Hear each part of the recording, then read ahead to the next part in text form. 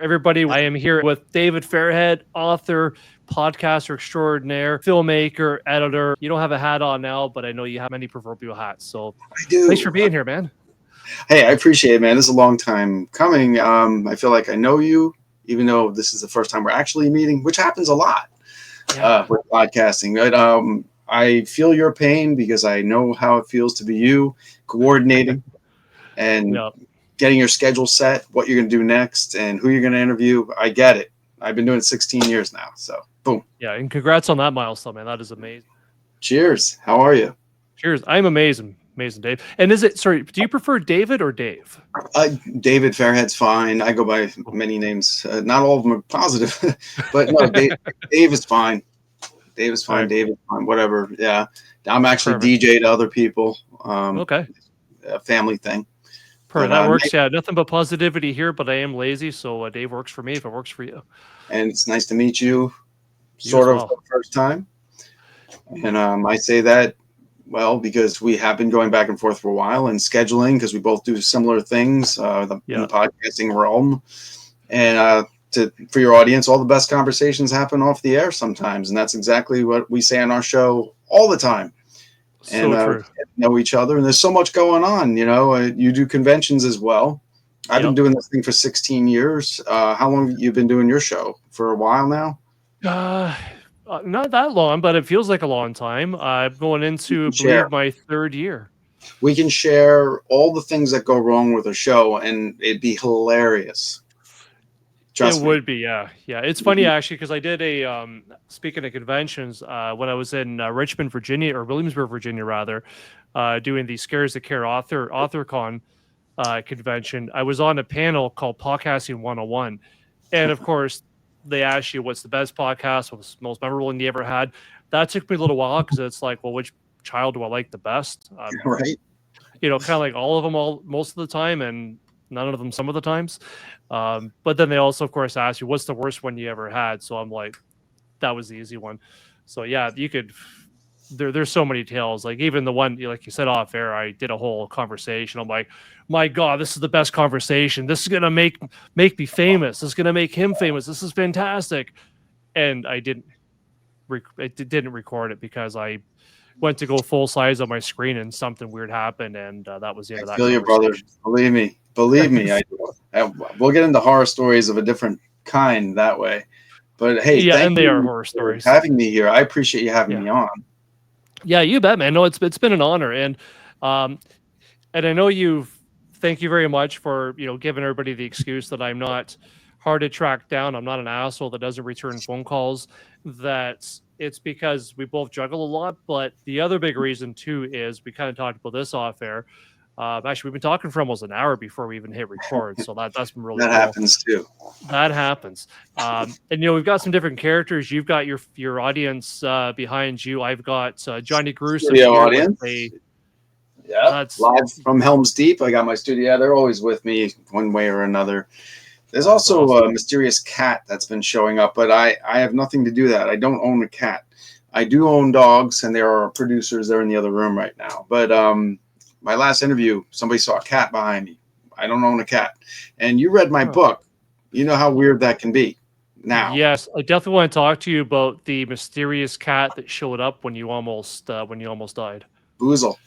Yeah. Yeah. But okay, well, where do you want to go first? That's up to you, sir. Sure. So as so one of the big reasons that it took me a little while too is you sent me a thick collection of stories, your most recent ones called Dead Memories. That took me a while to read because I'm a slow as molasses reader, and it's a chonker. It is a murder weapon. I mean, it could be allegedly. So I apologize for short stories. It's a long book. I know. How dare you write so prolifically? Well, listen, no, I appreciate that you finished it. I know, like, it can be, I mean, it's 13 stories. They do go together. Yes. I'm going to ask that question. Did you ever fit any of them together? Because it's okay if you didn't. If you just enjoyed them individually, that's fine, too. Yeah, I mean, the big thing that I fit together, and honestly, the one thing I absolutely loved about it was the fact that you had your narrator who... in one sense, he's kind of an unreliable narrator because you're wondering if he's an asshole. he is an asshole. You get that definitely from the very first story. There's no question about this guy's demeanor, what we'll say. But the cool thing about that is that he's connected every story because he's ultimately the curator of all these stories. He likes to collect things. He likes to collect stories. He likes to collect Personalities. personalities and things that are valuable to people, no matter what the cost to them, and in some Yeah. cases to him. As long as he's got it, he'll take it from them by any means necessary, whether it's, Mhm. a witch that he really shouldn't cross, that he's like, I Mm. want what she has. I'm going to do whatever it takes to get what she has. I appreciate So that. You really did. Okay, Dietrich Valhalla. That's my madman. That's not his real name, but that's what he goes by. yes, And he's when actually the star, I should tell you, of this comic book, Dr. Peeler. And it's sitting right up there. I don't know if you can see Dr. Peeler, I see I see the oh yeah, yeah, okay, yep, the comic book. Yeah, Dr. Peeler. Yeah, he's the anti-hero. He's a main character in that. And yep, that's an ongoing series that I'm doing with Bob Hoagland and Jess Hoagland as well. She's a writer as well, and Bob's the artist. And we all met at a convention, and all of us in need of deep therapy decided, ooh, how mhm, about an evil psychiatrist? Yeah, who happens to be a demon, not really out for their best interests. But that's Dr. Peeler, demon psychiatrist. That's him. Very H.P. Lovecraft here, designed by Bob Hoagland. But there's the story within the story. Sorry. no, that's super cool. No, and I love that kind of stuff too, where you take common tropes and you basically spin them right on their heads, and having an evil psychiatrist. I mean, what better person that could hide behind their mask and just take full advantage of that in some pretty Mhm. horrific Yeah, so ways. that's like the further adventures of Diedrich Valhalla. Could be actually before this book. I'm not really giving. I'm going to give spoilers, but I'm not going to give too many spoilers on Okay. this thing here, this little beast. Jesus, Dave. And this picture, by the way, this is Tanya Mendez is the photographer behind all this. She didn't want that much known about her, just that she's a badass photographer, Tanya Mendez. That's it. It even Yeah. says it in the book. I wanted to do a little bio on her. She wasn't having it. Really? So, Oh, good friend of mine. Congratulations to her too. She just got engaged. I'm just oh, saying. good for her. But yeah, she's fun. But this whole thing started as a coffee table book, just one that sits there. She took pictures. I'd write captions. One thing led to another, and the stories got thicker and thicker and thicker. She's like, "How are you doing this with a fucking picture?" I'm like, "Because it's telling a story, and I cannot not tell the story." So, Right. and they got broader. Well, you read it. I'm sorry that you read it. I hope you enjoyed it. Very much. Yeah, no, that's no, absolutely. And it's interesting you say that too, that when she asked you, well, how do you do this just from a picture? I mean, of course, having a lot of work on being on film sets as well. That's just ultimately what a movie is, of course, is just it's a story told in pictures, and obviously you've got the dialogue and everything else, but ultimately it's a visual experience. So Mm-hmm. this is just kind of once again taking a common trope and sort of turning it inside out. You're just deriving the stories from the pictures, which I thought was really cool. Yes, yes. And what are storyboards? They're comic books and vice versa. Now they're taking comic books and Right. making movies with them now. Marvel, DC, not as good, but I'm a DC guy as well. I don't put Yeah. them down. But yeah, a comic book is a storyboard. They did it for you. Here it is. You don't, and they take 20 people and rip it apart and make it their own. But Yeah. we're surrounded by these stories with these. If you've been to conventions, you have boxes of storyboards all around you. That's all it is. Hollywood. Yep, exactly. Yeah, which is why they're just turning out one after the other as far as Yeah, movies and go. they're given to you. I mean, even Daredevil. Like I have those Yeah. issues that they're following on the story on the screen on what is that on Disney right now? I'm like, Yeah. well, I'm reading those in the comic book format right now. Do they realize that I know the whole story? Not many people And are realize they that. pretty true? Because I have to admit, I'm not a comic book guy for no particular Mhm. reason than it just wasn't the thing that I really got into as far as my media. And now at this age, I'm like, do I really want to start something that's that exhaustive that I could absolutely spend the next 50 years trying to get caught up on? You Maybe might not be so much. I mean, my thing with comics is I used to just use them and I would kind of, because my friends were doing it, was cool. I would use tracing paper and kind of trace over them, sure. which is funny. Sure. I can't even draw a good stick man now, so obviously that didn't work out for me. I can't. Yeah, I can't draw. I can, but I don't. Yeah, I get it. But Swamp Thing was the one that lured me, Alan Moore, back in the day, because I'm a horror guy. Yeah. and that lured me. I wasn't a superhero guy, but I liked certain ones: Spidey, Daredevil. I wasn't a Batman or Superman guy. I liked the stories, but Yeah. Swamp Thing was it for DC. And there was the Constantine arc. Very H.P. Lovecraft, dude. Tons That's of what it. drew you in, right? Totally there. But yeah, so that's the comic book, and then yeah, I've done several comic books, and this is the latest series, and issue 2 should be out this summer. So, but anyway, that's Dr. Peeler. So safe to say you enjoyed the book, or it's okay to tell me where I went wrong too. I don't mind No, that. no. The one thing, I mean, like you said, it was interesting is that the first story, it's right over your head, and it's a very different tone. That's what I want to ask you too. And I know you even mentioned that to me, that you're Yes. like, I kind of wish I didn't start with that one, although it kind of works in a sense because when you read the rest of them, where else would you put that in? And Mm. that story wasn't really a closer; it was more of an opener, and you definitely got the impression this guy is an asshole. So, because of how over the top it was, so in a sense, you kind of get right into what his true self is, and then through it, all of it, you're like, this guy's really toned things down a bit here. So, in a way, you kind of get the sense that you're being manipulated, and you're watching how well he's manipulating other people by putting on maybe a fancier suit, a nice tie to look good, to present himself a certain way, which is not the impression you got at all from that opening story. Was that opening story and why you felt you kind of wish you didn't go first with it? Because Um, I didn't want people yeah, why thinking is that that? was Did the it come first tone. or I didn't want it to be the tone for the whole book because it's not. It sets the opening, just like I said, like an opening riff to a metal song. Yeah, it's just the opener. yeah, It may not. It's not. You're going to take it from there, but you know, basically, I do a lot with blue goo, which is alien blood curated by a vampire warlock. He found I'm manipulating different things. What? Hey, if they came here, they'd be subjected to the same things we were, like Dracula, r- if you will. right. I don't mess with Dracula. That's somebody else's. But if aliens want to delve into our blood and guts and things that they want to find out, they're going to deal with our monsters too. Right. And that's what one of the characters. Well, if you want to go there, I these are spoilers, Yeah. but they're not. I'm not really giving too much away Yeah, because you go probably for it. wondered what the blue goo was.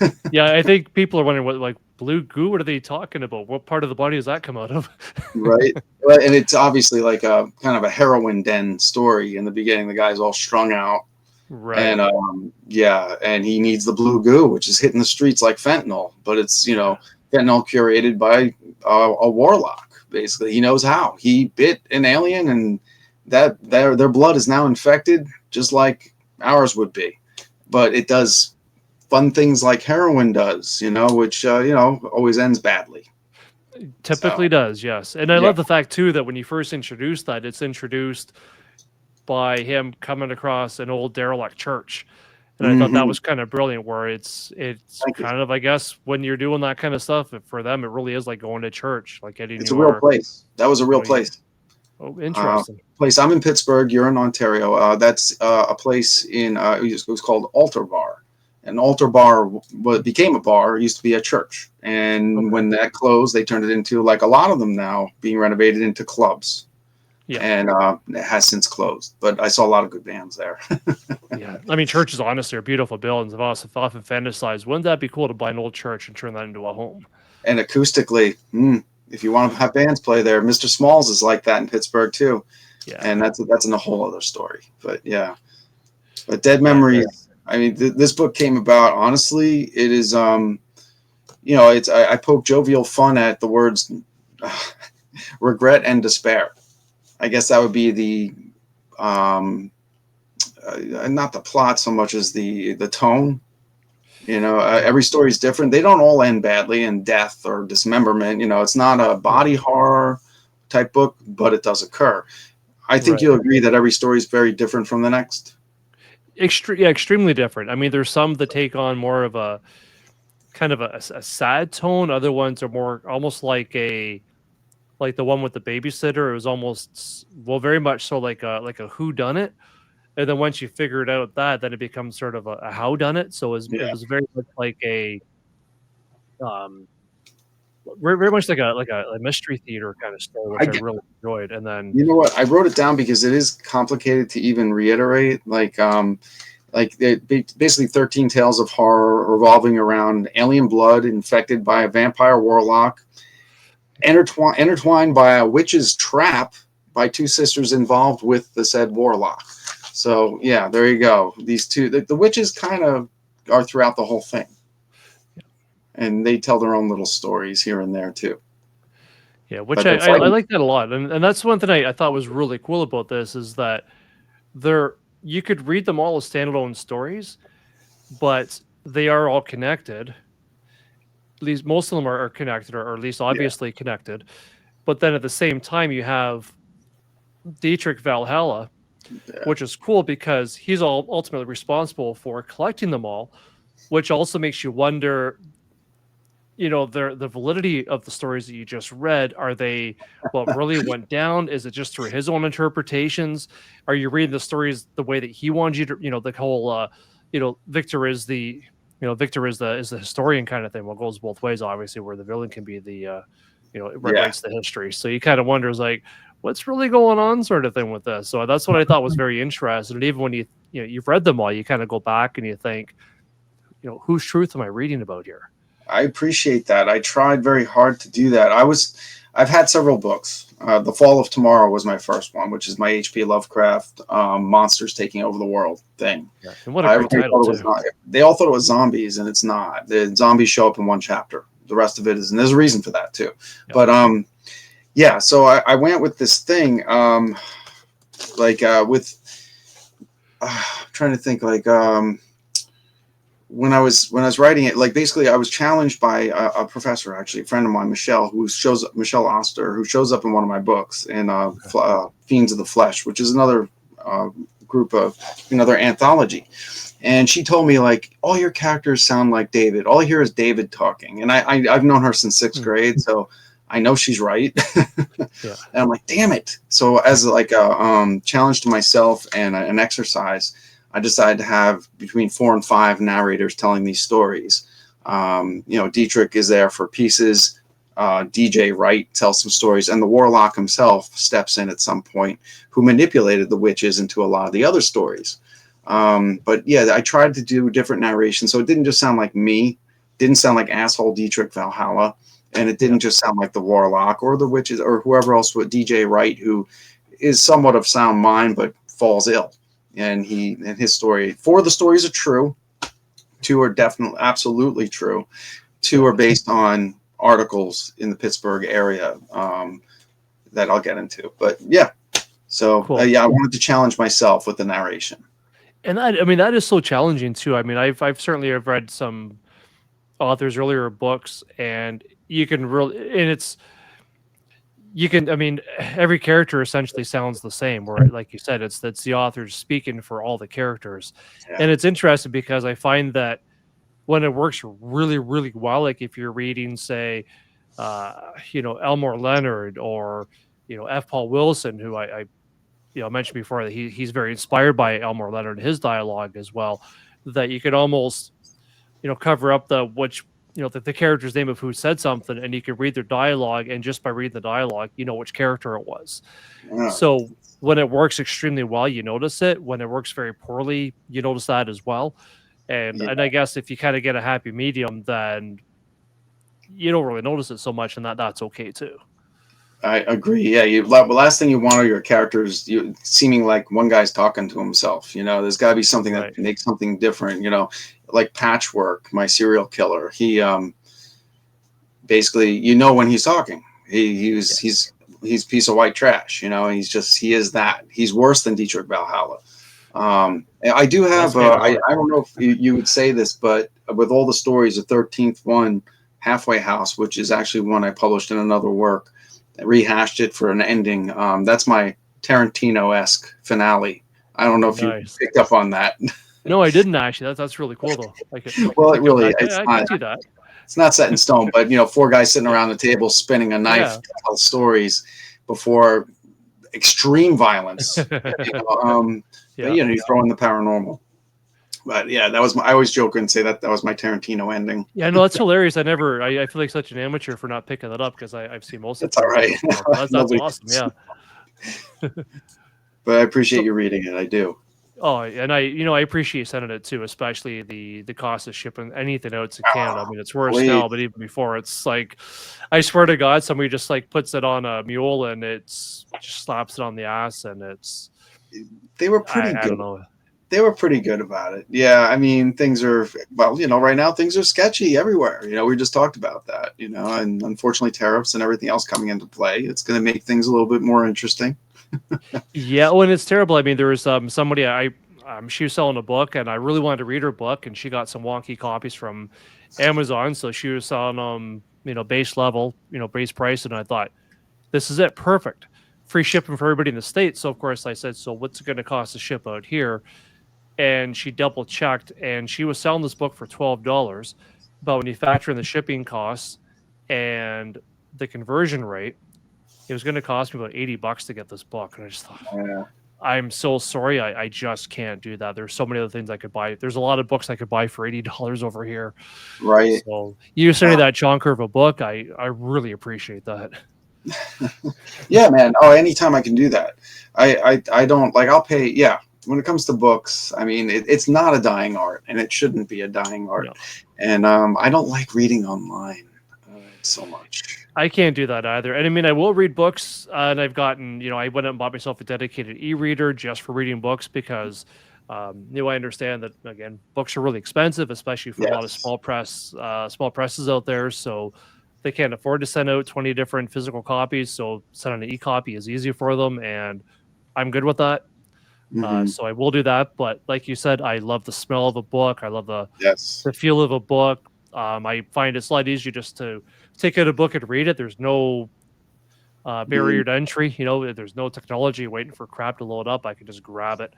Yeah. And much like your book, and actually my friends that I showed it to before, um, we're here to plug your book. But in this one, it's very immersive as well, where there's a lot of imagery and like a lot of pictures and things like that also.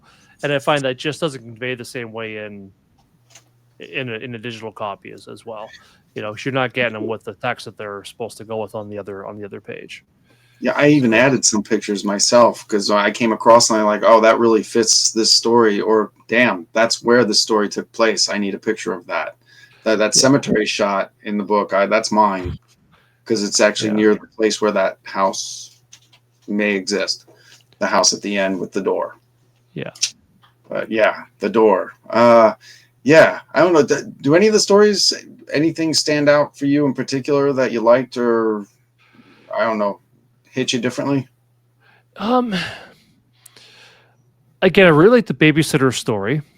Okay. Just because that one kept me on the tip of my toes the entire time, and I like that one. That was one of my favorite ones because it was such an arc for this. Again, I'm really trying to choose my words carefully. I'm treading on thin ice because I don't want to give spoilers away.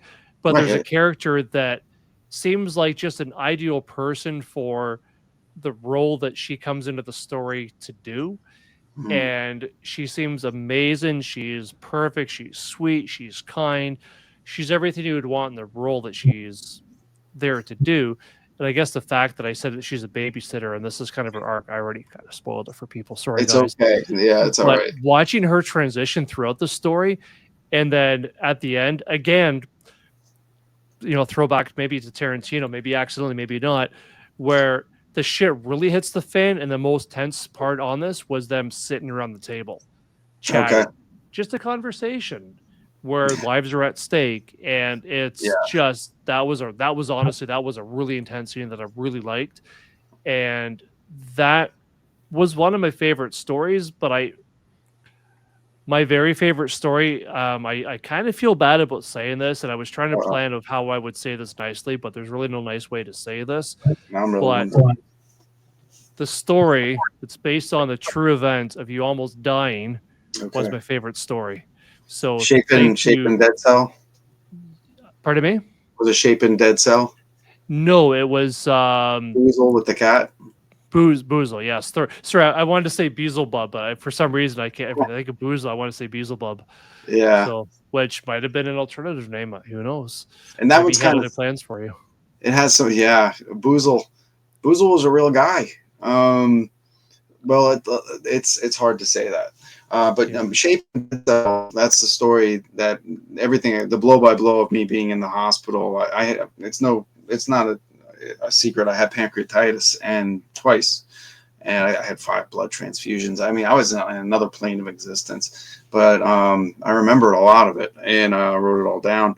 And this was the second time that I had it. The first time around, if you read Boozle, actually that took place at St. Clair Hospital, and they were excellent there for me, by the way. And then AGH was the second one. They were excellent. They saved my life. Can't say enough about care workers. But Boozle the cat, when I was really out of it, I would see a cat in the ICU, and I would comment to my nurse staff that would come in and say, "Do you have one of those, like, what do they call them, like, animals that I can't think of the term, make people feel better? like support animals. Yeah, like, thank you. And do Yeah. you have that in here? That, like, this is a hospital, Dave. I remember the head nurse, Chris. She was just like, Dave, it's a hospital. We don't have cats near the ER or in the ICU. I'm like, I'm telling you. And I kept seeing, and I'd say it would disappear right in this window over here. There's no window. There was a door to another room with a person just like me on all kinds of medication and Yeah. all this shit. And I kept seeing this cat. And I'll tell you the weirdest part. And these are spoilers. And I've come to notice this too, Rick, that I'm sorry. Like when I interviewed Tommy Clark recently, spoilers was his way of selling the book. Like authors and directors these days will tell you Sure. everything. And I'm like, all right, well, I'll try that. But Right. Like most of the trailers you watch now, it's like, well, now I know the movie. right, I don't want to. Yeah, I'm not going to ultimately tell you what happens at the end of the book, but in between, why not? Because you're not going to remember all this. But you remember Yeah, it's Boozle. just one movie or But this one story rather. on a comedic twist. When I was like, I was really, I saw the guy across the hall. You'd see across the hall, you'd see people coming and go. And there's an older gentleman that was there forever across the hall from me. And I saw a family bringing him food. And in my mind, I saw them so they were celebrating something, bringing him a cake, an ice cream cake. And I'm just kind of like watching the whole thing unfold. And I'm getting paranoid because I'm on medication, I'm on drugs. I'm like, that cake's going to melt. I got to tell somebody. Nobody's going to eat that. And this poor man's not going to be like, I'm worried about this guy's cake across the hall the whole time. Jeez. Like, what the hell's going on here? And so like, and then I'm seeing cats. Okay, so it's just like, what is going on? My mother comes in the room and is like, Mom, you got to tell this guy that ice cream cake needs to go in the fridge because it's going to melt. She's like, what are you talking about? Like, and then she's like, you're seeing cats. Like, well, eventually that man went away. They got him out of there. He didn't pass away. He was pretty terminally ill, but they got him out. And I was happy about that. And my mother's boyfriend was down in the cafeteria not too long after they discharged him. Yeah. And don't you know, the guy, he overheard his family talking, saying the man, just before he left, he said he had a cat in his room. Like, and I heard my mom's boyfriend tell my mom that. I was just like, see, it's not the drugs. It was a cat. I don't know. We're seeing cats when we're on, Dilaudid and all those other fine drugs they keep you on. But that was a weird one. But out of all the people in the hospital or all the animals that you could see, that two people would see a cat.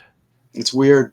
He It's saw a very cat. We never weird. talked. I never talked to that gentleman. He probably thought I was nuts, but we never talked. He didn't know I was seeing cats, but these people were my mother's boyfriend overheard the conversation, so they didn't talk either, and it just Right. confirmed what I saw.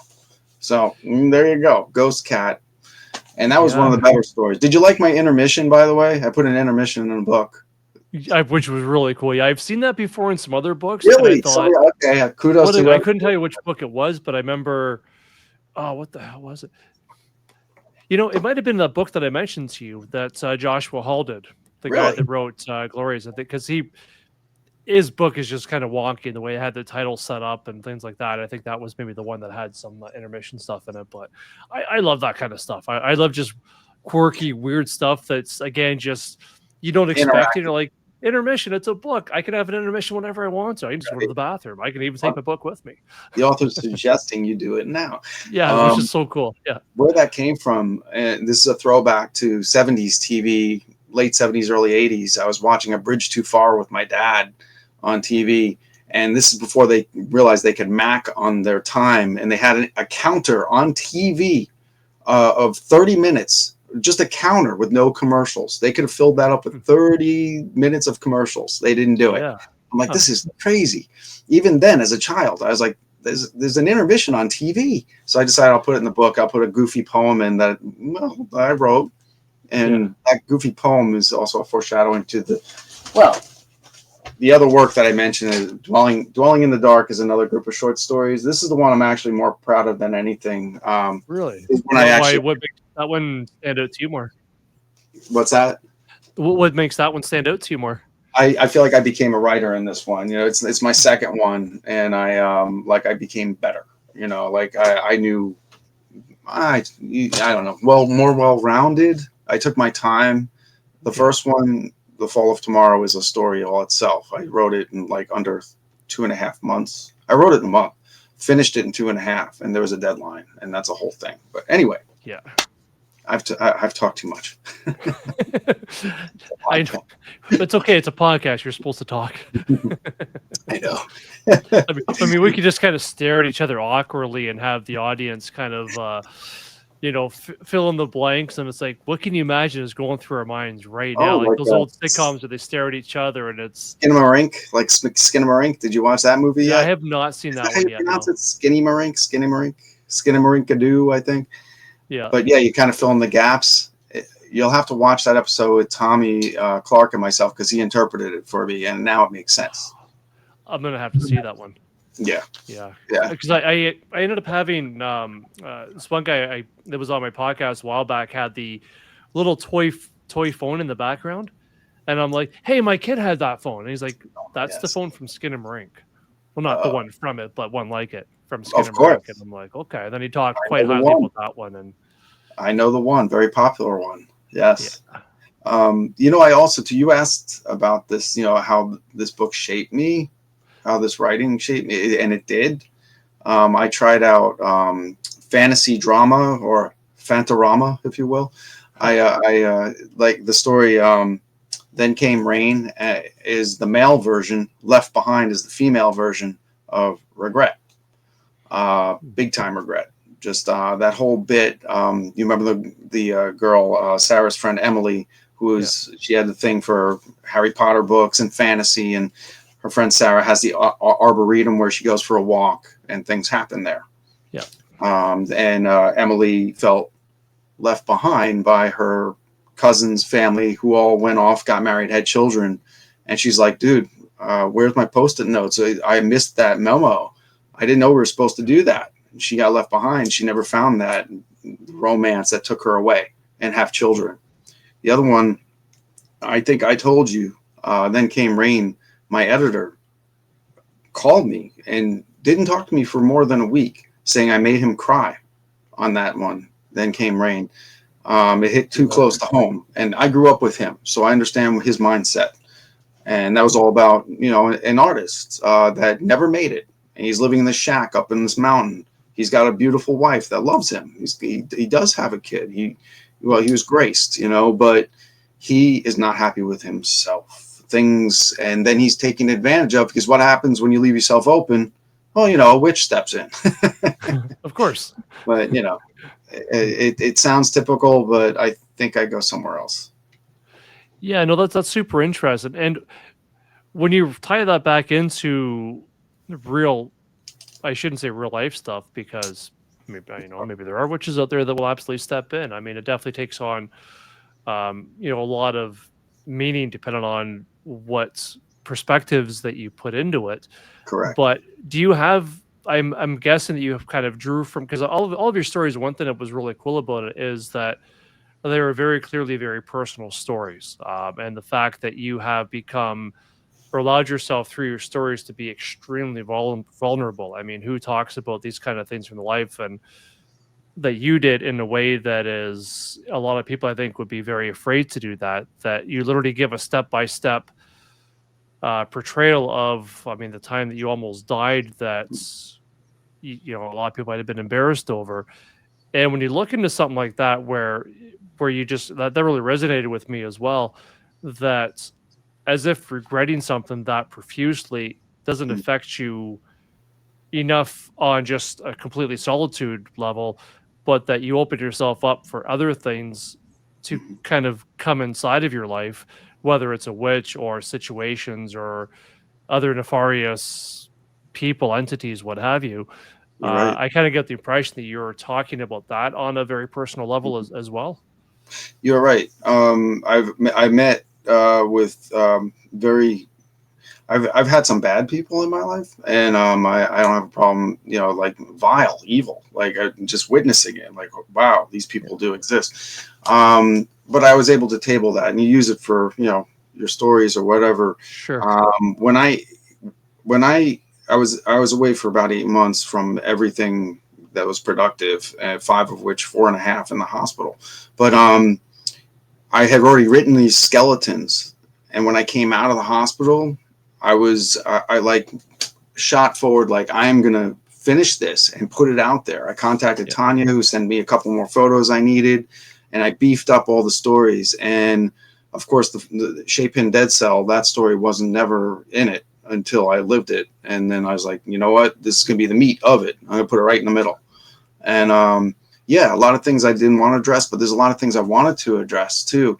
Now, first of all, when I came out of the hospital, I was like, like shot out of a cannon. I'm going to live life to the fullest. I'm not going to like live with these regrets, despair, and I'm going to be nice to everybody. What you forget is, like Han Solo, Frozen, and Carbonite, when you come out of that, not everything is the same.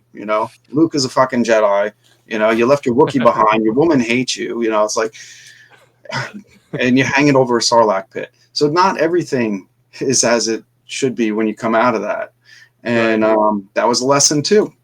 I did win by writing this thing, and I could put it on a shelf and put it away and never look at it again.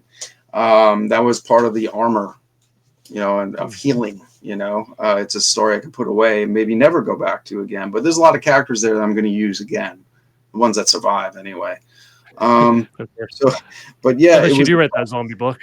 It was but yeah, like vulnerable. Yeah, I guess a lot of things were difficult. I had to. My wife won't read Shape-In Dead Cell because she lived it. She was there every day. Every day I was in the hospital, she was there, and she's like, I can't read that one. I can't read that one. And I was like, you don't have to. She read most of the other ones, all of them twice, but that one no. And she gets a pass, a hard pass. She saw it from the outside looking in, and when I say outside, she saw me, whatever, I was decaying. What made her, I assume, because you didn't mention Boozle as one that she didn't read, or that she did not read. Right.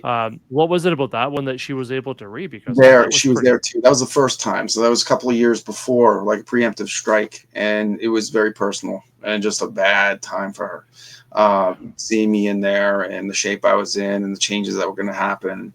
And not all the changes were bad. I came out, I just was born with this pancreas that doesn't accept things. So it's like, yeah, it was a lot of pain and, rehabilitation as far as your body. She didn't want to go back there to that place. And, she thought, she saw the comedy and there's also some things in Halfway House, the finale, that, quite frankly, offends some people. And as horror writers, I'm not afraid to offend. I'll explain. Yeah, you gotta, kind of like Jack Ketchum always said, you gotta lean towards the pain. Yeah. So when people say, close people close to you, of course they read it, they love it. Not everybody loves it. No, doesn't always happen. But I think I did become a better writer this time around, and I think that's the idea, right? We evolve. Yeah, I mean, I guess that's what I hear anyways. I mean, I haven't been writing enough. I guess that's not really true. I mean, a lot of the stuff that I've written back in the day, I don't like. And I guess they say that you're not supposed to like your older stuff, because if you like your older stuff, then it probably means you haven't evolved much. Right. Yeah. And I think there's a lot of truth to that.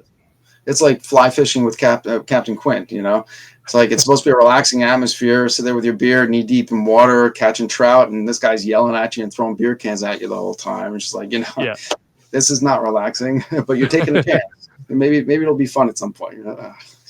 Exactly. Now, do you have, because especially with having a collection with the 13 stories that are all interconnected, so you probably want to get sort of the same mindset when you're writing that, at least to tell it through to keep the same tonality of of Mr. Valhalla of Dietrich. Did you have a certain schedule to keep you on track to get them all written within a certain time, or what was your That's writing funny. those stories as with a connective tissue? Did you find that your routine is or your approach to writing them was any different than your other collections that you've put together? It's interesting. You know what's funny? Not much thought went behind coordinating it. It was I have this weird innate ability to put stories together in succession the way they should go. And Yeah. maybe some people will tell me different. Lucas. I'm using Star Wars references. Lucas starting with episode 4 because it was the right Yeah. place to start. Um, I like the beginning now. Dead Alive, the first story. Now more and more, the more I Yeah. think about it, and then ending with that, ridiculous free for all with 4 serial killers just going berserk Yeah. of all types of serial killers. And let's face it. Well, I've got werewolves, vampires, witches, all the tropes that you'd want in horror. But I disguise them as just people. And the people monsters tend to be the worst. There's aliens. Mhm. Yeah. Um, but yeah, it just kind of like fell into. She would send me these pictures. I would write a story and then develop, and then kind of like a puzzle. Put this one should go first, then this one, that one, and this is definitely the finale. You know. And then this filler, that some of the takeaways, like Billy Doppler, the Doppler effect one, where you have a cell phone that they found on the tracks. I actually did find one before it was cool to have cell phones. It was like one of those gigantic like track phones. It was like this long. I Found it had on, one of those. and My well, he finds so one, they were and tanks. you get netherworldly phone calls from there, which may or may not tell you your immediate future or people around you, or Yeah. or worse. So I throw those in there too, just because I liked it, and I liked an offbeat story, Yeah. or give you a little chuckle. Some of those places are real though, especially the Montauk stories. I vacation there with my wife. We go there with our dogs, and I've been to Camp Hero many times, and you don't want to tread lightly there because there are trails that are tick infested, and they'll warn you. Yeah. Certain trails. I believe there's a trail 13. You just don't go down. If you have dogs, never a good idea. Yeah. There's a payoff when you get through the trails. You have a nice bluff to look at, or the radar dish, and all these lockers. God knows what else is there.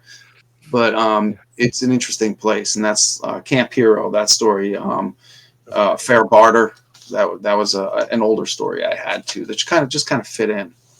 Yeah, yeah, and who knows? Maybe those ticks are trying to. Maybe they're controlled by something else that's really just trying to keep you away from it. Mm-hmm. Oh yeah, like Plum Island and all that. Oh yeah, because a lot of government installations out there. Of course, they're going to Of find course. ways to, and maybe something they did wrong bred the wrong tick. That's a story in itself right there. Yep. Yeah. But yeah, I use all that stuff because that's my home. I'm from Long Island originally. Okay. I'm well versed in that, especially easternmost part. And yeah, so I bring in all the areas: Pittsburgh, Jersey. I don't think I have anything in Canada yet, so I need to think Well, about that. well, there's plenty of horror stuff up here. That's for sure. I mean, it's Yeah, I know. You got yeah. some good people there too. Good writers. Lots of good writers. We've got a few of them. Yeah, we've got a Yeah, few you of them. really do. I had a guy on my show, another horror writer, but not a horror writer. He's a comic book writer, and Okay. Brandon Starachi does this book called Hmm. The Madcaps. Oh no, he does Avalon. I'm sorry, he's not. Madcaps is DM Ray. DM Ray is from Canada, Okay. and he does this thing I'm not called The familiar with Madcaps. him. Check it out. It's amazing artwork, and he does some great stuff with. Well, I love reptilians. And he Yeah. has a lizard man that's really interesting. But anyway, yes, I have had some Canadians on just recently.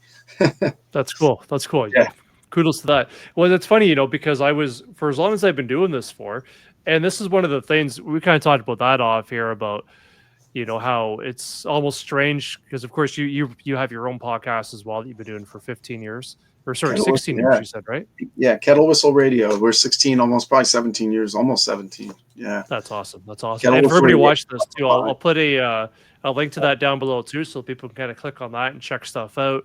Cool. Especially the next one too. I got to give a plug out to my buddy Tommy. Tommy Clark is a fantastic guy, super super supportive in the industry. So Oh yeah. I have actually, his if you're book. gonna post that up next, I will post. Yeah, what the heck? I'll post that link down there so people can go right into that conversation and then kind of wander around Yeah, and it's gonna check be out the other cool. ones on there. You'll So like it. You're gonna have to come on Kettle Whistle Radio too. I have his book sitting around here.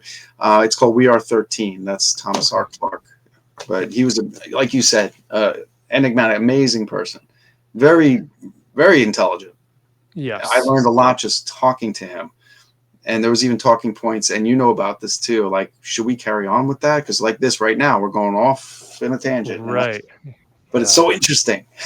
It is. It's going down the beaten path. You never know what you're going to get, and I mean, that's kind of the whole podcasting in general. I mean, I mentioned to you that I started it because I was pissed off when I wrote my nonfiction book with interviews and stuff, and nobody would have me on because they all wanted fiction writers, and I thought, well, screw you guys, I'll do my own thing. So I did. I started my own thing, and it's been honestly the one of the best things I've ever done. So I get to talk to people like you. Everybody I talk to is people that I would want to talk to anyways. That's Except awesome. now I have an excuse to, kind of grill them and ask them a million questions about what they do, how they do it, kind of thing, without making it seem kind of weird, and then get to share that with everybody else. And it's really cool too. Some of the people that have actually reached out and found me, like our mutual friend, JD Ellenberger, who Johnny Yes, Gruesome. I don't know if you can kind of see that, but I've got a authentic not one of a I kind, but see it's it. one of I know whoever that buys a dude. kind. I know that Johnny, dude. yeah, Yeah. Johnny Gruesome's got the hat on there with JD Ellenberger. He reached out to me originally because he came across my podcast and he was looking for platforms about his movie Lacrimose Primrose up there. Hmm. And then he was amazing and recommended you to me. And speaking of Canadian writers, I actually had a guy, I don't know if you've heard of him, John R. Little, who is fantastic author. He's a Bram Stoker award-winning author. He run Stoker for his book Miranda, I have heard of and him. he Yes. lives 20 minutes away from me. I had no idea. He's been doing that for the last 14 years. I'm like, you got to be kidding me. So he ended up got in touch with me saying, hey, Rick, I noticed that you do a lot of interviews and you do podcasts and things like that because we've got a lot of mutual friends. So I guess that's how he found out about me, maybe. But he reached out to me. He's like, I'm doing a book launch at this pub. I'm inviting people. I thought it'd be kind of cool to have somebody that could be there and interview me live. Do you want to do that? So obviously I said yes There you because go. that's what you do. So and it was just cool. So yeah, all the different stuff that you don't even know about, that all the little avenues and spooky Oh yeah. corners that you know you end up exploring doing the whole podcast thing. 100%. When I got started, I thought of Lydia Peaver was one of the horror writers I had on. She's an author.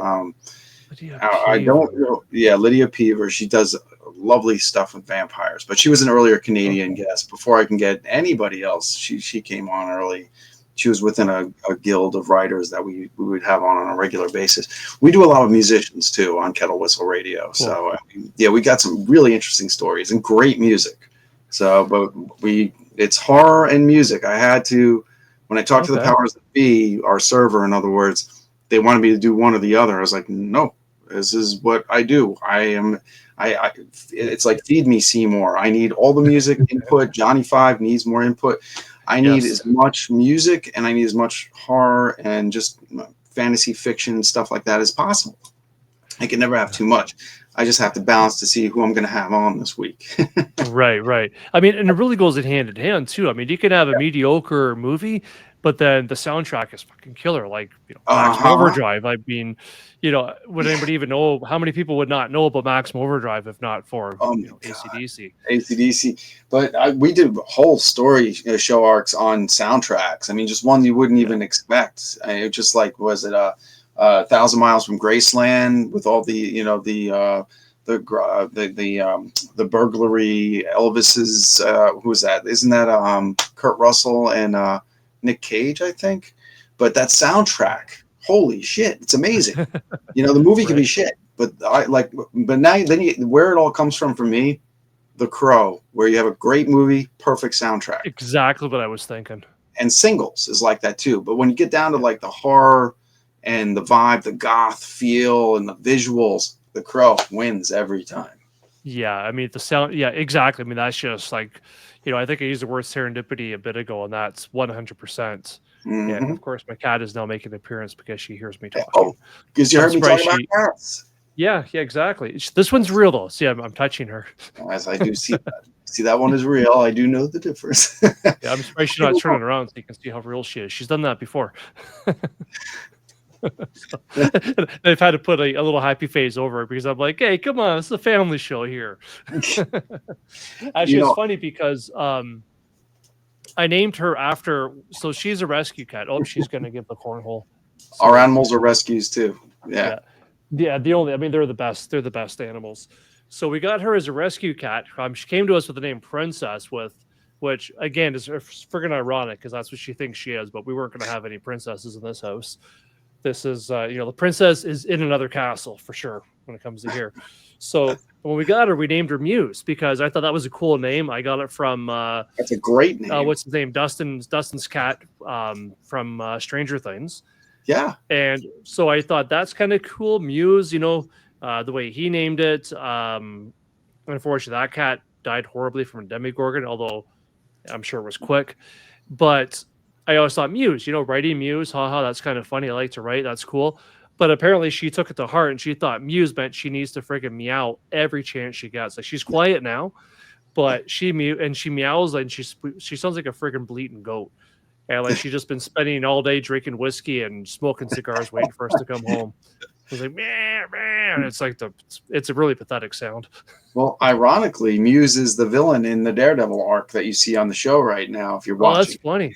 Yeah, and he's also that's the arc that Yeah, we're appears in talking the about comic you. book. So we just did a 360 right there. That's funny. Uh, That's funny. There might be, maybe I've got some copyright claims in there. Of course, I stole it off of Stranger Things. So I should mention because you asked me this, the book and the shaping thing, how it did shape me. It did, and, getting things on paper is cathartic either way.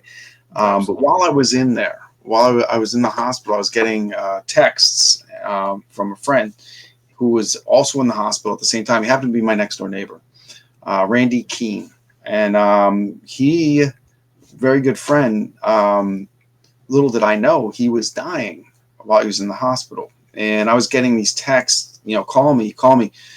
And Rick, I could tell you, under what I couldn't read. Like I could just barely see his name. Oh, Randy texted me. I couldn't see. I saw the phone would ring. I could hold up my phone, but not be able to read because it hurt so bad. My eyes were all messed up, and you're on all kinds of medication.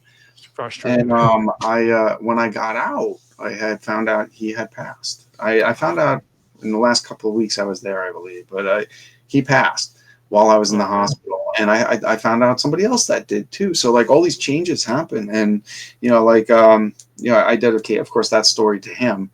A couple of episodes I've done on the podcast to him, but he is also a protagonist in the story. If you remember, there's a shadow that comes out that's good Right. to fight the shadow of evil.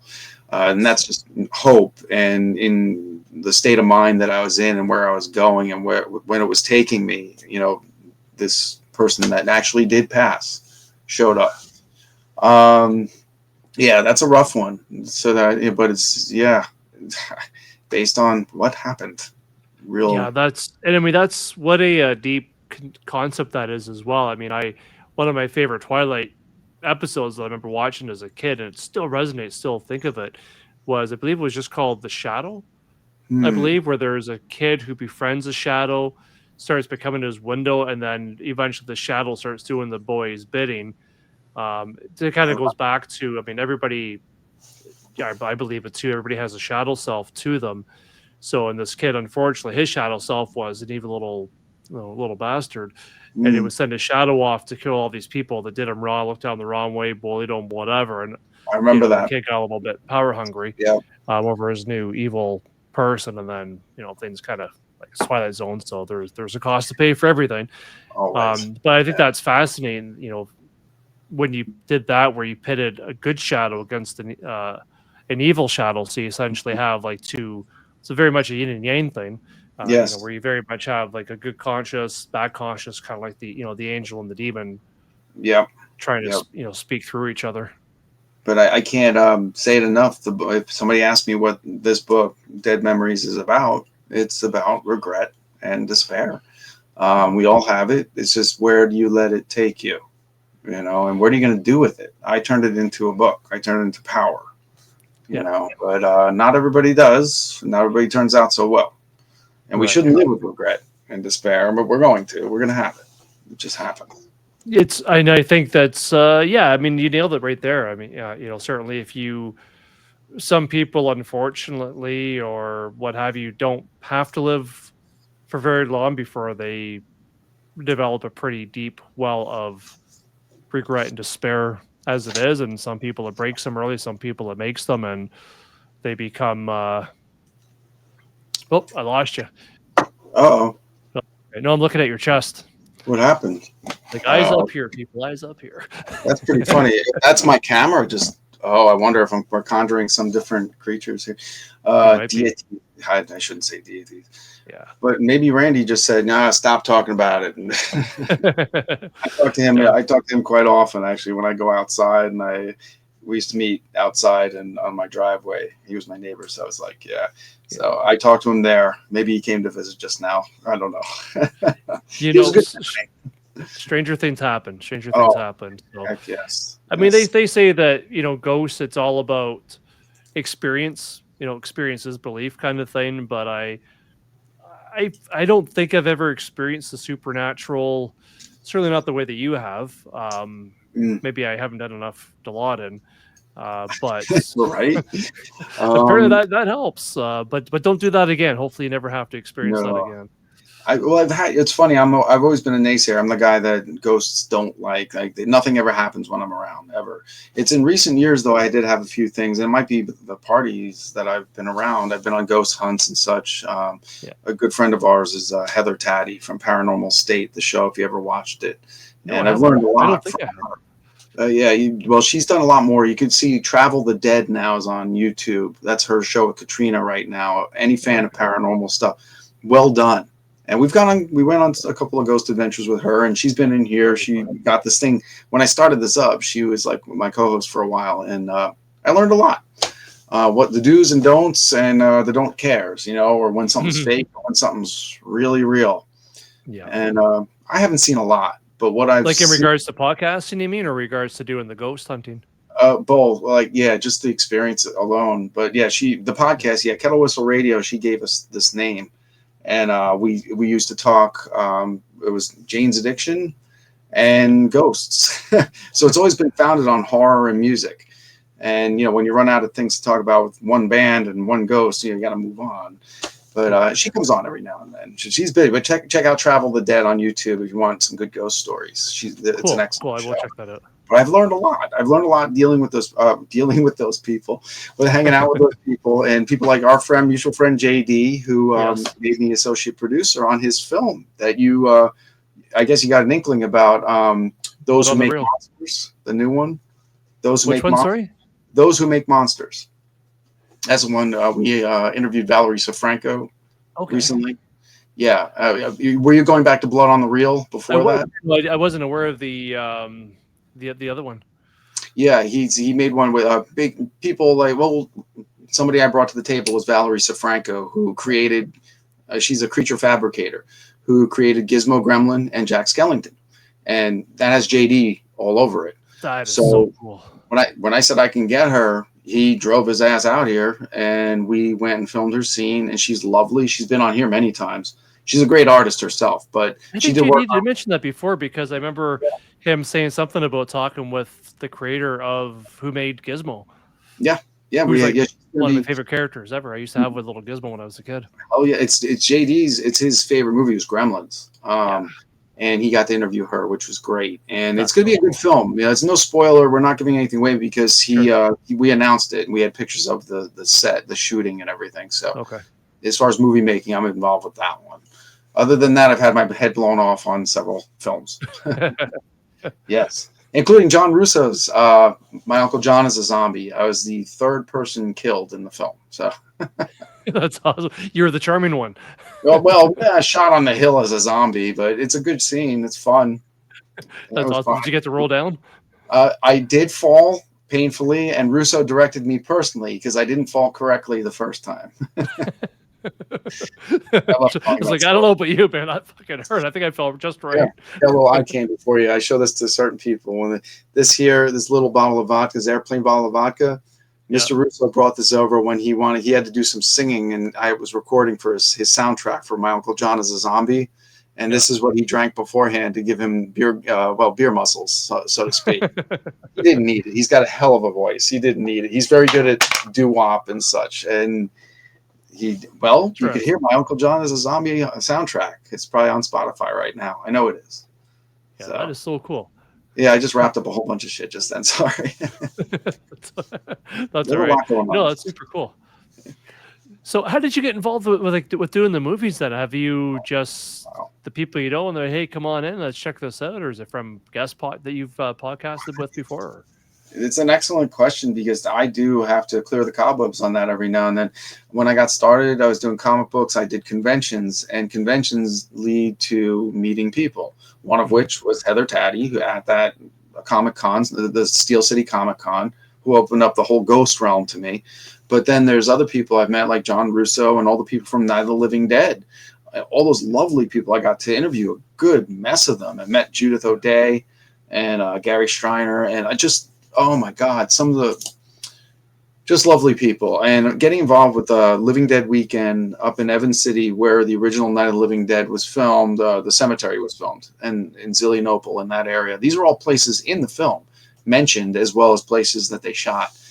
I got to go to these conventions and rub shoulders with them, and just, I eventually just brought a little MP3 recorder with me, or have a laptop, and say, hey, you want to do an interview? One thing would lead to another. And then at one of those conventions where I was interviewing somebody, I don't remember, maybe John Russo at the time, a casting person was there for Mindhunter. Remember Mindhunter? Yeah. The show on Netflix. And I got to be an extra on that for 2 episodes. And there were 3 scenes and only 1 made it in.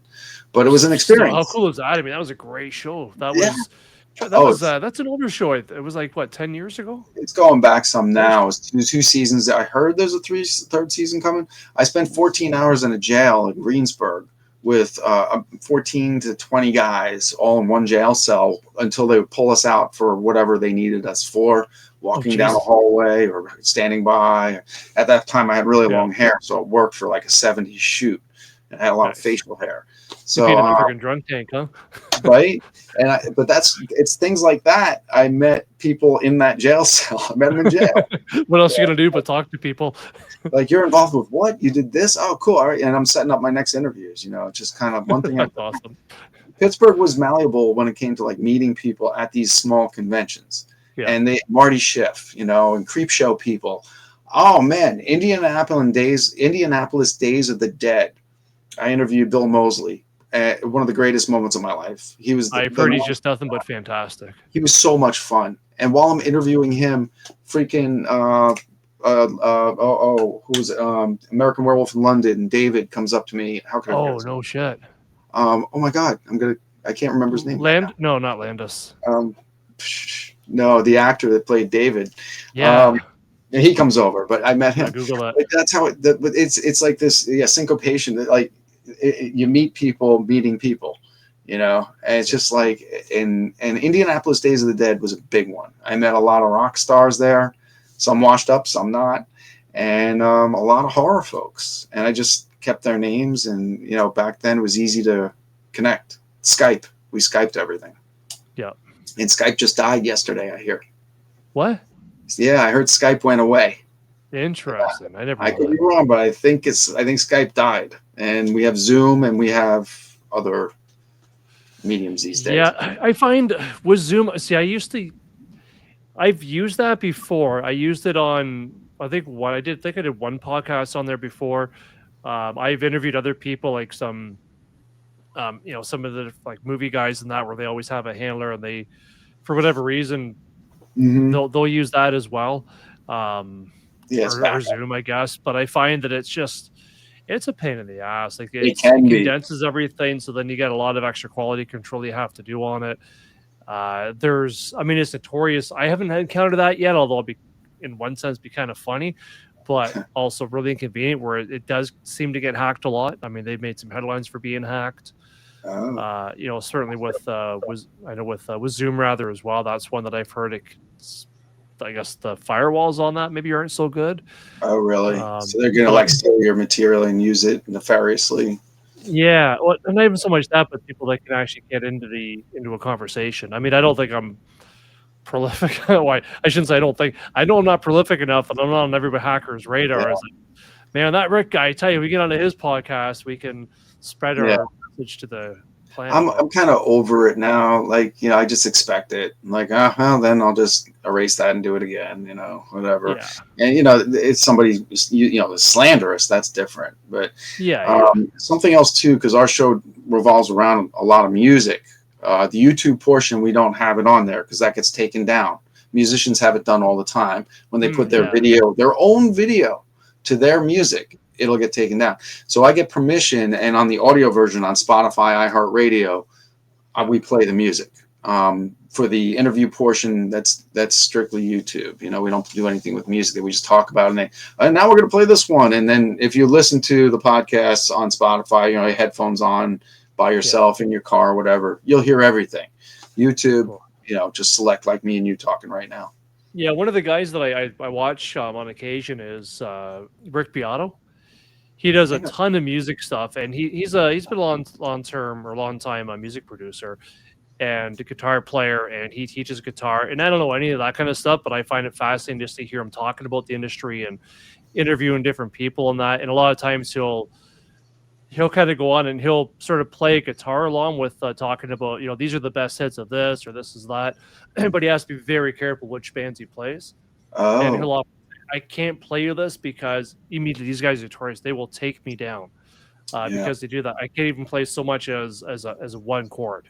So I'm going to play the chord a little bit differently, but you're going to know who I'm talking about, and he'll have to Mm, sort of sneak around that a little bit. But yeah, it's something that's terrible that you have to really watch out for, which is stupid. You would think they would want you you'd think. to promote it. I mean, I don't think you're ever too big to get too much promotion. It's You're right. What they do run into, and this happens a lot, it's not the band, it's their management. The management, the right. lawyers step in, and the band Good already gave point. you permission, but they don't want you. So they have to be. I asked them until I'm blue in the face, get Yeah. permission before I play this. Otherwise, it's going to come down. I'm going to take it down because I don't want to. But I haven't. Knock on wood. I have not run into a problem, but I'm bound to. It's going to happen. It's just Sure. the nature of canceling these days. So, Yeah. They'll come out. I mean, plus technology's gotten better too, so I'm sure there's managers and production companies that probably do scrubs on occasion and try to find instances where their music is being heard or yes. whatever the case might be, which is a real shame because I mean it's not like the musicians are making much money off of that stuff either. Which is I know No, why they're I always try to even on YouTube they're not making anything. So I not. really like it when I see stuff apparently, and I think this is something that I learned from Rick Beato. You probably know this already, but if you watch or a way for a musician to essentially take control over their music and to actually get better royalties on it, they'll remaster it because I guess the remaster Yes. editions aren't controlled by the production company that they're contracted with. So Right. if they put out a remastered edition of that, then Yes. that's theirs. They can actually make royalties on it. And Yes. so I Uh, find anytime I high do a search on profile. YouTube, I will seek out remastered editions. A very high profile one right now that you're exactly the case in point is David Lee Roth remastering some Van Halen stuff right now, which because he didn't Yeah, have publishing rights, the Van Halens did, so if he remasters it, which is ridiculous. that's kind of an ugly gray area I'm not going to get involved in, but Yeah, yeah, that's why everybody wants publishing rights for the music that they forgot they wrote. It's like, wait, I wrote that, and the band's broken up, and you got a really prime example right now is a band. This is an older band before my time, but I was around for the 70s of it. The Guess Who band. right. They're broken up into two factions, and one of them is just the one guy, and he's been playing their music for like 15 to 20 years in clubs Yeah, against the lawyers on the Guess Who that still own it. But who yeah. owns it? And it's a mess. It's a shame. It really It is. is.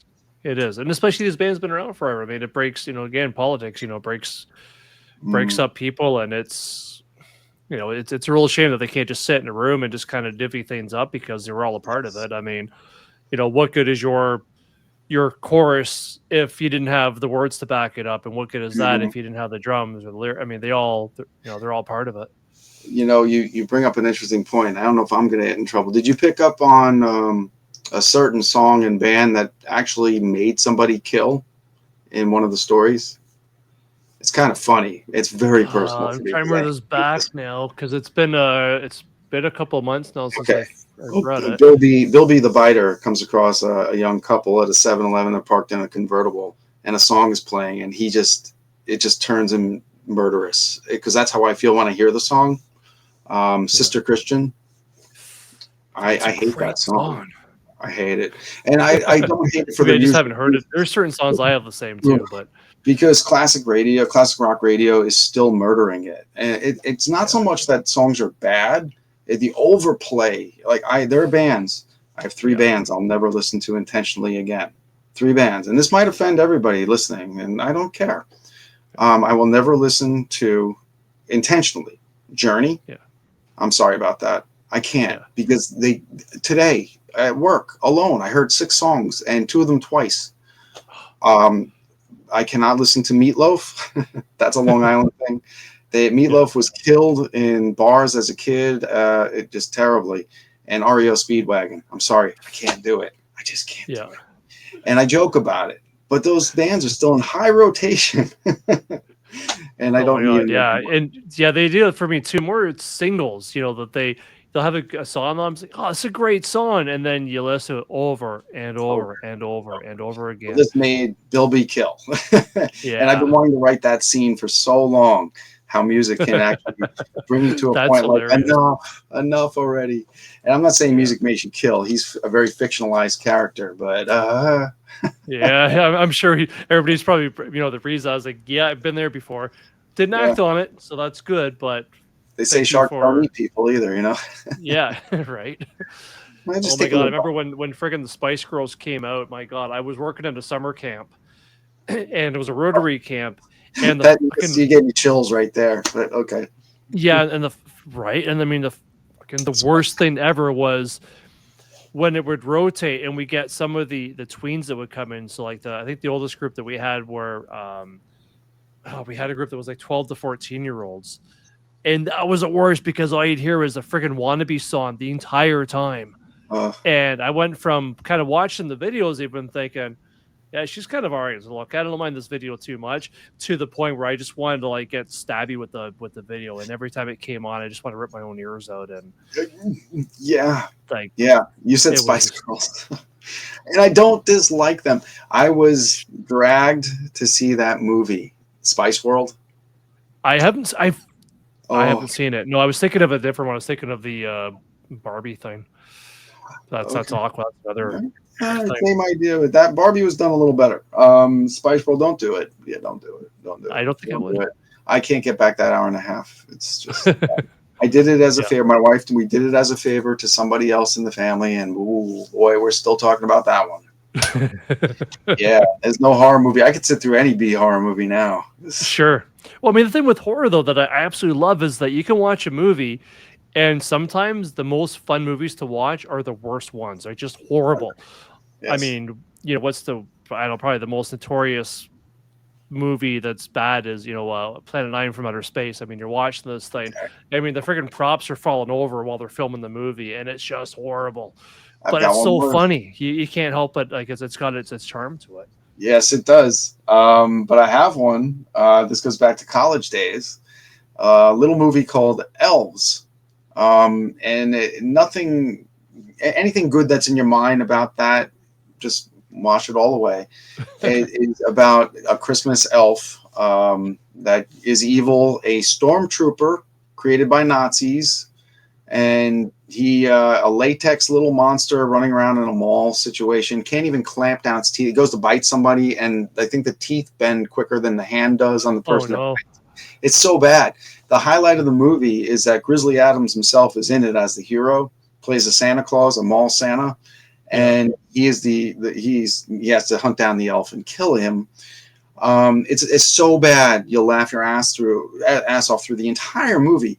But the scene that gets us the most, that we always talk about, our college friends, is there's a scene with Grizzly Adams. What I forget, how could I forget the guy? Not Burl Ives. Anyway, Grizzly. He's sitting there brushing his teeth and smoking a cigarette at the same time, getting ready for work. And I'm like, that's the best scene ever. Now, here's the thing, though: is it because it was a bad movie, or was he just a very dedicated smoker? Oh, right. Because he made the movie with that scene. I've never seen that. I'm sure Kurt Russell's done it since. Like, you might as well just like freaking put the toothpaste on the cigarette or something. It's so bad. It's so bad. Elves. I want to say 1992 maybe, but don't look too deeply into it. No, I won't. Thank you. I think one of the worst movies I ever saw, and I feel so bad for this. I've got it somewhere. It's unfortunately, it's not in reach here, because it's the worst movie that I never finished it. I feel terrible about this because it's a Canadian guy. He's from Alberta. He makes movies in between working on the sands, I guess, out there, the oil fields. And he sent this to me, and he's like, I don't care if you hate the movie. Even if you hate it, write about how much you hated it. I don't care. So, which I respected that, because I'm like, like the late great Bela Lugosi always said, there's no such thing as bad publicity. It's all good. So I respected that, and he knew what he was making. He wasn't making friggin' Hamlet or Gone with the Wind or anything like that. He was making a movie called Things, and I wish I could remember his name. Maybe it's just as well, because I'm about to shit on the movie.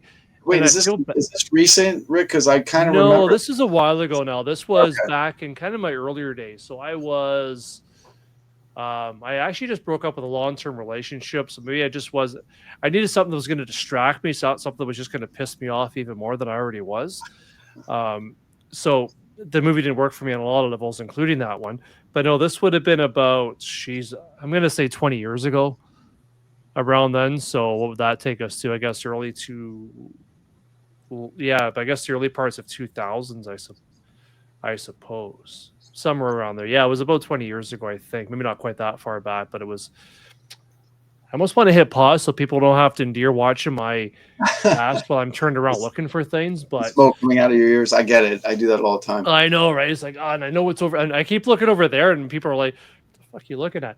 So I've got a bunch of movies over that way. I know it's buried in there. But my CDs are over here, right above the studio audience. I have my CDs. Oh yeah. Behind me. See, you're smart. You've got everything organized. Not that fun. They're back You're there. the pro and the schmo. So, but it's beautifully packaged. Like, it's got fantastic. It's got a pullout. I think there's 2 discs in there. The special features are fantastic. It even has a special feature where you have to play a drinking game while you're watching this. Oh, cool. There's another feature where you got to yell certain things at the camera when you're doing this, so you can have a party. And I mean, it's extremely well marketed. So whoever was part of the marketing team, like, they absolutely knew what they were doing. But the movie was god awful. So I never did finish watching it. And I thought this would be really funny, because I'll put in here, like, I started writing a review for it, because I'm like, I'm watching this thing. So it starts off with, you're watching some weird demonic thing, I guess. And this woman's supposed to be the devil. And she lures a man to her bed, and she gets naked and does this weird psychedelic dance with all these weird red lights and shit going off. I guess that's supposed to be some sort of existential experience that she drew her lover into, but her lover's not really part of that scene. So it's kind of weird. And then, so I remember writing about this, and I remember thinking, well, at least the one takeaway so far is apparently the devil's got nice tits. But that might have been the most positive thing I could see about the part of the movie that I saw, because it cuts into the scene where these guys are in this little tiny trailer, and for about 15 minutes, and I shit you not, for the first 15 minutes, it's all about this guy looking through cupboards, because I guess they just smoked a bowl or something, and now they got the munchies. And so they're looking through the cupboard for something to eat. And he's looking through the cupboards with such meticulous care that, honestly, I wanted to reach through my screen and rip all the cupboard doors off and say, look, there's fucking nothing there. Now get on with your life and do something else. But of course, I couldn't do that. Yeah, like, I just do something, like go to 7-Eleven or something. Or find a Cheeto underneath a cookbook, like it makes find something. I think he did find a cockroach, actually, but he didn't eat that. And I think they made some kind of sort of stupid punny joke about that.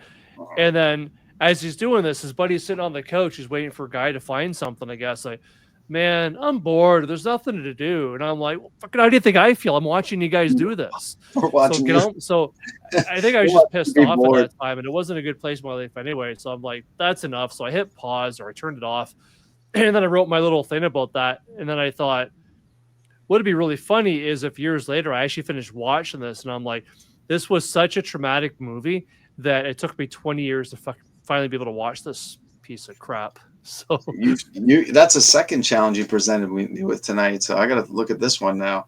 But Night let's see Sky this. sounds really good. Night Skies, and then now this one's called Things. Yeah, things. Okay. Oh man, and that's gonna bug the crap out of me here. You know what? Can you hold on 1 second? Yeah. Let me see if I can find this in 1 second. And I'm not going to be that guy for this movie, so I am going to pause this for a second. One Okay, second. cool. Let me run. I'm going to go run to the bathroom real quick. All right, you got it. Be right. I don't know what happened to this movie. I cannot find it. I've only got a few spots in my home here where I actually keep movies, and it's not there. So I don't know. You'll find it. You'll find it as soon as you hang up with me. Probably either that, or I somehow woke up in the middle of the night one day and I just buried it in the backyard, and I have no recollection of this. I totally get it. I have no idea where it is, but yeah, things. If you everybody watching this too, if you love terrible movies, that's your challenge. Okay. Go ahead, pick up this movie, watch it, and if you can watch the entire thing, let alone make it further than I did past the first 20 minutes, you will have my respect. Okay, I'm gonna try it. I'm gonna try it as soon as I can find it. I have a good movie reference for you. Okay. The person that did the foreword for the book, Alison Starlock. Are you familiar with her? I'm not. No.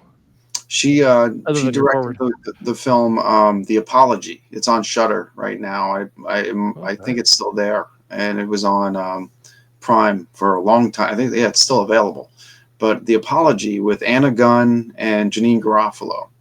Oh, and there's a third actor. It's very Hitchcockian, and she admitted to it. I interviewed her, of course, and she became a friend, and she wrote that forward for me.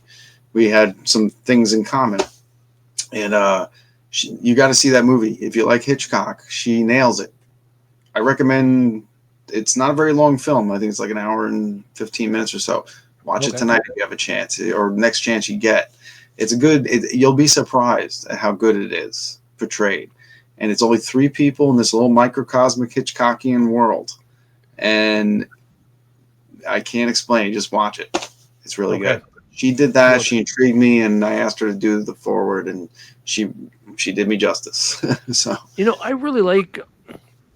I definitely have a big appreciation for minimalistic movies that only have so many characters in it. Like the one that I'd suggested or mentioned before with hello kitty cat that I suggested before the Glorious. I recommend that to a friend of mine actually too, and they saw it recently and thought it was fantastic. Where he's got flashbacks of things happening. The one character, the guy whose name I can't pronounce, that played Jason Stackhouse from True Blood. Yes, and he's brilliant in this. He's awesome. Like there's a certain comedic role, but I love the fact that it just focuses on these very specific people, much like our friend, J.D. Ellenberger, who did, of course, Lacrimose Primrose, where there's very few characters in there. But I like that. I like a movie like that that's just very, very, very focused.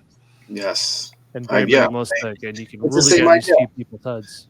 You're right. If you like his film, The Apology, that's a good double feature night for you. Most definitely. I want to give big ups to a couple of people too while I'm at it. I got Tanya Mendez, of course, for the pictures within the photos in Dead Memories, but also this here with Dr. Peeler, Bob Hoagland, the artist, and his daughter Jess Hoagland, who also works on the show with me as well. But excellent writers, and he's an amazing artist. And all our stuff is at celebrationofspirits.com and fairlydarkproductions.com. You can get all the Kettle Whistle Radio episodes as well. Oh, So cool. just want to throw it before I forget to do that. Just because sometimes hindsight, you're like, oh no, I know, right? It's like, wait a yeah, second. Hey, there's always B-roll, but yeah, and please send me links to that too, so I can put that down below, so everybody watching this can check certainly. this out and kind of bounce over there and see your stuff. Yeah, definitely, definitely. There's definitely some, and Jess is an amazing musician too. We have contacts with a lot of good musicians, so that's something to consider when you listen to Kettle Whistle Radio or just go to Yeah. Fairly Dark Productions. And yeah, we definitely have the feelers out there, and we interview some very interesting people. And just this week alone, there's couple of good ones going up. So, but you know what that's like, and Yeah. it's a whole nother job. It is. Oh, with all the editing and everything else, you mean? Oh Yeah. yeah, yeah, yeah. Editing. 1 hour of footage is 3 hours editing. That's the math I've come to find. Exactly. Yeah. It's funny that math usually works out pretty well, but it still beats transcribing. That's the worst ever. Oof. I try to do that as little as possible. I was for a while I would sort of repurpose some of my chats that I would have here and I would transcribe them and then I would sell them elsewhere. Um, but and plus it just gets a different medium in that, but it's a nightmare. I hate in one sense I hate transcribing it, but in another sense it's cool because you get to when you're doing the conversations, of course, it's one thing because you're in the moment, but then when you take the time and you're literally focusing on word by word by word, you pick up on things where it's like, oh, that's I forgot that person mentioned that, or oh wow, that's really cool, or so you get to kind of relive it a little bit, and you get a real sense of people's speech patterns, and I find that interesting because everybody's very unique.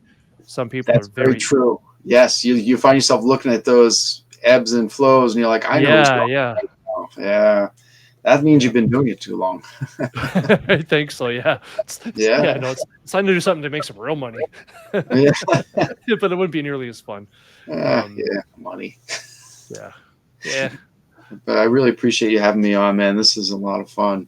Yeah, no, this Um, has been an absolute blast. Thank you very much, and taking and time out of after the day job and the grind and coming on here doing this. Really appreciate that, man. Um, 100%. Yeah, and it and takes after that every extra effort. It takes that extra effort too. yeah, yeah, no, I get that too. I'm usually at this time I'm either playing video games or I'm doom scrolling on social media, which is a terrible thing to do, or I'm watching some mindless show like Border Patrol. I love watching that show. It's just such good junk food for the brain. Yeah, that's like guilty pleasures. I've been trying to Yeah, read more. I'm actually reading more because then I read the book and then I find the author and have them come on. Very much like yourself. So yeah. I see you as a future guest on Kettle Whistle Radio. So get your Yeah, yeah, stories. man. Just anytime you've got any openings, let me know. I would love to do that. So July's looking good. Yeah, just gather your stories and we'll put you on, man. You just gotta tell me what kind of music you like. I can do that. I'm pretty eclectic, but I'm more of a if somebody gun to the head kind of things like pick your genre. I'm definitely a classic hard rock kind of guy. Okay. Oh, we can do that.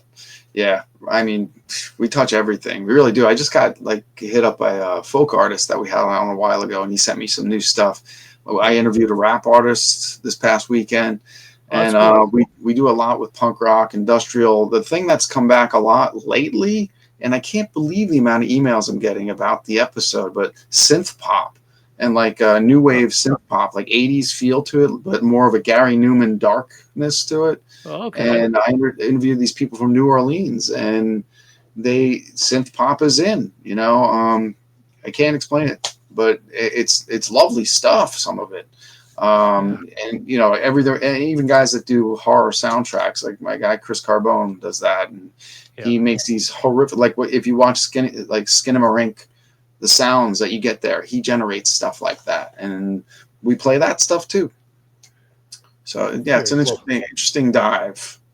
Yeah, no, that does sound really interesting. And I know for me, like my staple is is classic hard rock, and but for the most part, it depends on the band. Like I wouldn't say that I'm a folk music fan, but at the same time, I love Harry Chapin.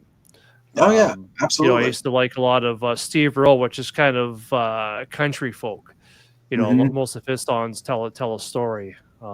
Yes, telling stories And I'm important. not a big rap fan, but at the same time, there's some rap that I really enjoy. You know, I this, you know, grew, again, yeah, it depends on the song or the artist it doing it. So does. I'm a little more picky with that. I grew up with a certain sound that the 80s into the yeah, 90s, gangster rap. It had that rhythm and bass was everything for me, and that's everything I listened to yeah, predominantly. And then I look at the voice, which isn't usually the route most people take. Most people yeah, find a voice and they go with that. I'm looking for rhythm and bass. yeah. But that's just whole that's the musician side of it and my Yeah, no, I experience. get that too. There's some bands where I'm like, man, if their vocalists would just shut up, I would enjoy the music. Yeah, You you know, like do some of have that, you know, the Cookie Monster death metal stuff. I'm like, very popular right now. Very popular. Yeah, I know. It gets frustrating, but you find the diamonds in the rough too. You true. really do. That's true. I mean, some people would say the same thing about Rush, which is a band I absolutely love, but you know, Geddy Lee isn't for everybody. Not for everybody, but I grew up as a Rush fan. And I'm not really the biggest progressive music fan. Depends. Certain bands, Sure. I'll find it like, and they because of them, bands like Dream Theater Yeah. progressed and developed, and you can find, of course, you can blame Iron Maiden for that too. The way I look at Maiden, they're an orchestra. I mean, Yeah. Maiden is so, they just created their own thing, their own monster. But yeah, we Yeah, could they sit and really talk are. music forever too. So we'll save that for Kettle Whistle Radio. You got it. All You right, got it, thank man. you. Well, tell you what, the stage is yours. I'll let you wrap things up. If maybe you want to give a plug out to anything that people should know about you, maybe what you're working on right now, or what Okay. they can expect from Dead Memories or the next output that Well, you have planned. the characters that survive, they pop up everywhere, every now and then, here and there. Maybe their memories do, or other things. But what I'm working on now is something I've been working on for 15 years. It's called Charlie: A Child's Tale of Terror, and this one is very much can't. It's a novel. It's not going to be short stories. It's one novel, one story, a resort community, and paying homage to Jaws, but it's not Jaws at all. Okay. There's no shark. But are there monsters? Of course. I'd be bored without it. But it's definitely takes place in the 80s, so it's a nostalgia thing. Yeah. And I'm calling upon all my resources from the 70s and horror thereafter to put this thing together. And it centers on an autistic child. I've had a lot Okay. of experience with autism in my family and friends, and his imaginary friend may not be imaginary and may or may not be taking people. Okay. Where we go from there, anybody's guess. But it revolves around a resort community off season. I've worked in such communities, and yeah, we'll just take it from there. That it's called Charlie: A Child's Tale of Terror, and I hope to have that done. I want to say by fall, but Okay. it's 15 years in the making. It's just one of those I kept putting on the back burner because all this other stuff came out, Yeah. and some things were demanded of me that I had to do immediately, and other things I just put on the back burner. It happens, but I think this one, everybody says you save your best one for last. You do your first one, but you save your best for last. This might actually be one of my better, if not the best one. Very much. So, And that's going to be a standalone novel, is it? standalone novel, yes, yes, and you may recognize some names in there here and there if they cross over. Okay. Some of them get developed later on in something you read, maybe. So, but mostly it's a story all its own, and I try to use very real human qualities in everything, including the monsters. Yeah. So yeah, but this one's gonna be frightening. It's definitely gonna be a scary one. I'm not going. Will there be gore? Yeah. But it's one of those like when it makes sense. Like Halloween. There wasn't much gore in Halloween. No, Very no, there wasn't. It was mostly behind the scenes and right. implied. No blood spilled, really. Yeah. But you don't need it to be scary, and that's what I'm going Right. on. You're going to have blood though, Exactly. but Well, I we'll mean, see. back to the homage of Jaws, of course, too, is that because of the Bruce the shark, I guess, had so many malfunctions that they couldn't even like realistically use him in many shots. And I think he's in the whole movie, but Right. 3-4 minutes or something like that in the entire film. Those are my favorite movies, though. Yeah. Mothman, the thing watching over your shoulder the entire time, the thing Right. creeping under your bed the entire time. You may never see it, but if you see the results of it, that's horrifying, and Yes. that's what I'm banking on. Yeah. No, I So love that kind of stuff, which is why, I'll always prefer, of course, the original House on Haunted Hill as opposed to the remake of it. I mean, that one scene in the elevator was kind of cool in the beginning, but after that, it's like, nah. Right. I like the Right. fact that all you hear is like the shaky cam when something's banging on the walls, but you never really see what it is, and it, you know, We're on the same it is page. the unknown. So I'd rather fear the unknown rather than just have it in your face. It's like, oh, well, now I understand it. Well, shit, now it's not as scary. Right. Right. Yes. A prime example, one of my favorites of all time, based on truth to a degree. I read this. I read the book, The Entity with Barbara Hershey. Terrifying. Terrifying story. Just absolutely terrifying when you know the truth behind it. And I think they revealed it in director's cuts and in the book. The book is one of the most terrifying books. Folletta, I believe the guy's last name was. Okay. The Entity, 70s book and movie. I recommend it. If you haven't seen it, yeah. Yeah, that one, yeah, don't watch it with someone that's squeamish. Okay. Yeah. I'm I'll just say intrigued. it's very disturbing. Yeah. But good. You are the master of tease, my friend. Yeah, I try to be. I try to be. But I gave a lot of spoilers today just to see if people will actually read this thing because I think they might be delightfully surprised by what they don't know. Yes. So, No, absolutely. Yeah, go ahead. should I hold it up one more time? There it is. Dead Memories. I love this picture here. Actually, was in a church, and where the opening scene takes place. This is portrayed, but yeah. Tanya took that picture. So good stuff. Cool. And you know that I'll put a link down below too, so people can click right on that and head over it and buy that book. Very cool. Yeah, wherever Prime right now, I believe. Yeah, you get on Amazon and Burning Bowl Publishing. Perfect. And is it available digital as well as paperback for those? Yeah, it's like $4.99 for the audio, and there's 8 different voices you can get on that. And this was before the whole AI takeover revolution. My publisher, Burning Bowl Publishing, chose to get 8 different voices you could pick to read it back to you. But yeah, you can go there, or you just go on Amazon. And I think you have your pick there too. But yeah, they're on paperback as well. So I've got a few out there. The Fall of Tomorrow, and the other one here that my favorite is Dwelling in the Dark, because I was absolutely doing that when I wrote this book. And there's a lot of creepy stories in here. Not all about spiders, but the spiders tell the stories. So I'll leave you with that. Interesting. There you go again with the tease. I try. You try everything at this age. Right. Hey, if it didn't kill you already, why not? Exactly. But hey, thank you so much for having me on. You're welcome. Thank you as well. Thank you for being hard to kill. And so keep those stories coming out. So everybody, feel free, if you enjoy this, hit like, hit the subscribe button, because there's going to be a lot more of this. And definitely have to have you back on here again, because I feel that we just talked for about an hour and a half, and there's so much else I want to talk to you about as far as creating your own monsters, your relationship with monsters, etc. So hopefully you'll come back on again, and we'll talk monsters. We will. We'll talk more monsters. Definitely. I knew that we would. I knew that we'd go there. I knew time would fly. So unfortunately, I have to work in the morning, but that happens too. Don't give up your day job, kids. Don't do it. Exactly. Stay in school. Don't give up your day job, and hit subscribe and watch more of this, and check out Kettle Whistle Radio as well. Yes, thank you. Put hair in your chest. That's right. We're on Facebook and, of course, Spotify, like I said, and YouTube now. Yay. Instagram, too. Kettle Whistle Radio. Give us a like. Look us up. Nice. You guys are splattered all over the place. I love it. Trying. Awesome. Thanks so much, Dave. Absolutely. You know what? I'm sorry. One more plug. Baku Askew. I forgot. Baku Askew. My friend Erica, who does Baku Askew TV. It's like a Pee Wee Herman's. We'll say it's not a podcast. She actually does this stuff on YouTube. It's like a Pee Wee Herman type show with puppets and musicians that do the puppets. And she has some famous rockers that come on there and do it. And Erica Askew is also one of my co-hosts. So that's something I got to throw out there. That's a sister show right there. And that's something completely different. Completely different. That sounds bizarre. Baku Askew, French, sort of. Just go on YouTube and look it up. It's fun. All right, very cool. And send me some links, by the way. I'll put links down there as well, so people, everybody likes release. I'll get them to you tomorrow. Okay. Absolutely.